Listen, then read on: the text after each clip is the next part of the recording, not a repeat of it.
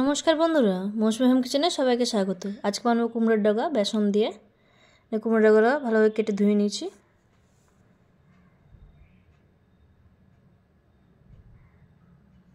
কড়াই সরষের তেল দিয়েছি, কালো জিরা আর শুকনো লঙ্কা। এবার ডগাগুলো দিয়ে দেবো। ডগার সঙ্গে শাকগুলো দিয়ে দিচ্ছি এর মধ্যে। এবার লবণ, হলুদ আর সামান্য চিনি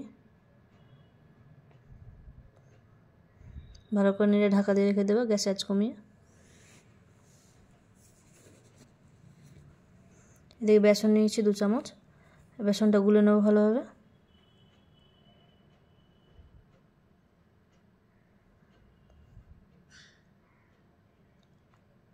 শাকের ডাঁটা সেদ্ধ হয়ে গেছে ভালোভাবে।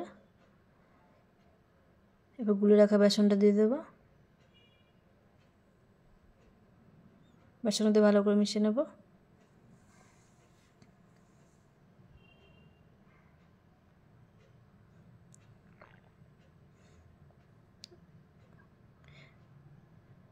এবার নামিয়ে নেব। নামিয়ে নিচ্ছি। আবার কড়াই তেল দিয়েছি।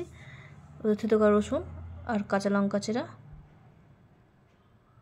রসুনটা কিছুক্ষণ ভেজে নেব। ভাজা হয়ে গেছে।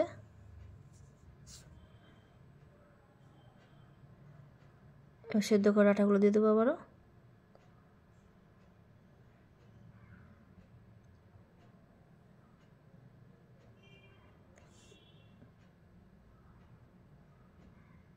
ভালো করে ভাজা ভাজা করে নেব। সম্পূর্ণ জল শুকিয়ে গেছে, হয়ে গেছে। এবার নামিয়ে নেব।